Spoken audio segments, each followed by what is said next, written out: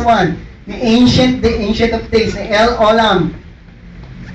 The judgment was passed in favor of you. This is a future na nakita ni Daniel. Pero meron tayong ancient of days na nasa puso natin. Tinanggap na natin si eternal God eh. Kaya yung judgment of favor, nasa atin po yun.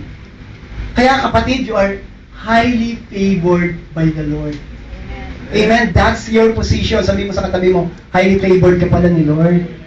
Amen? Ang favorable judgment lagi ni Lord nasa atin. Amen? Receive that. Receive it, brothers. Amen? Psalm 5, verse 11 to 15, 11 to 12. But let all who take refuge in you be glad. Let them ever sing for.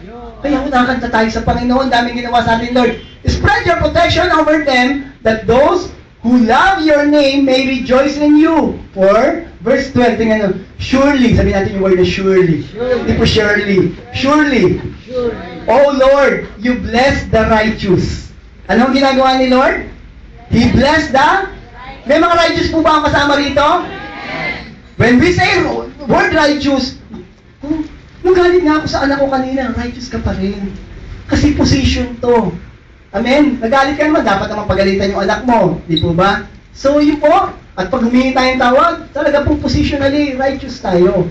Amen? Oh Lord, you bless the righteous. You surround them with your what? With your favor as we day shield. As shield of protection. Favor ni Lord, nakasurround sa atin. Amen? Surrounds ka ba ng favor? Hallelujah. Psalm 19 verse 16, 17. May your deeds be shown to your... May mga servants si Lord dito. Amen. Your splendor to their children. Aba, katutupad. Servant children. Mga anak pa natin. Verse 17. May the favor of the Lord our God rest upon whom? Sa iyo ba itong verse na to? Amen. Establish the work of our hands for...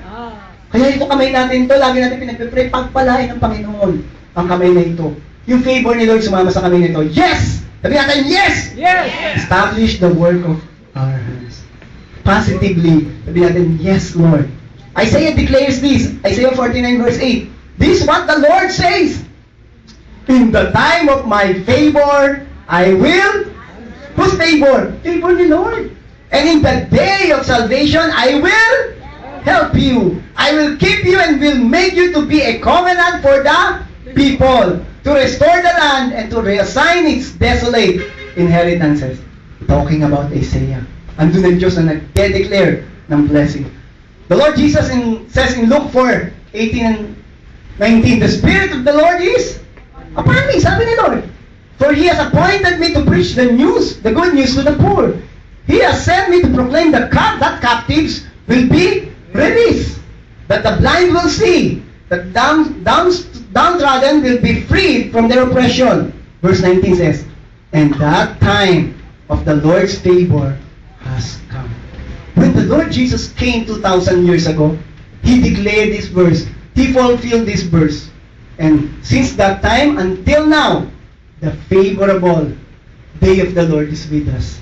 The Lord's favor is always with us. Amen? Tanggapin mo yon, yung favor ng Lord niya, eternal yan sa'yo. Sa'yo na yan, kasama na yan. Yung kanyang protection, yung kanyang alam na gagawin. Nakita niyo po lahat? Yun yung point na pinasabi natin, Lord, you are eternal, you are everlasting God. Kaya po pagkakantahin natin, you are the everlasting God. Alam mo na ibig sabihin ng ngayon? Dinedeclare mo na alam niya lahat ang kanyang gagawin, puprotektohan kanya, papaborong kanya, hindi siya magbabago sa pag-iisip niya, dahil ang salita niya, laging andyan, at tutulong siya sa'yo. Kaya eto na lang ang gagawin mo. May gagawin ka, kapatid. When you say eternal God, you will praise. No? You say that praise to His eternal name. Kaya po dapat umawi tayo sa Panginoon. Tingnan natin Nehemiah 9:5. Ito ang sabi ni Nehemiah. That the leaders of the Levites, Joshua, Kamiel, Bani, Ashenebe, Sherebia, Uliya, Shebaniah, and Pataniah, parang Patani po, called out to the people, Ang sabi, stand up! Huwag mo kayo tatayo, biglang mo. Stand up! And praise the Lord your God! For He lives from everlasting to everlasting. Then they continued, praise His glorious name. It is far greater than we can think or say. Sabihin natin, praise the Lord. Sabihin natin, praise the Lord. Praise the Lord. Praise the Lord. Malaki. Praise the Lord. Hallelujah. At yun po ang patuloy natin ginagawa paglinggo. Pero tayo nagmi-meet dito tuwing linggo. Kasi yung pangalan ng Diyos, yung mga ginawa sa atin ng Diyos, reason ho natin pupunta rito na sa damata siya. Lord, your eternal God. Praise your eternal name. Amen? Ito sabi lastly ni Paul. 1 Timothy 1:17. Doxology ni Paul. Sabi ni Paul, glory and honor to God forever and ever. Hindi po sinabi ni Paul na meron pong dapat maganda yung sitwasyon niya, magsisay siya ng glory and honor to God. Dito po sabi niya forever and ever.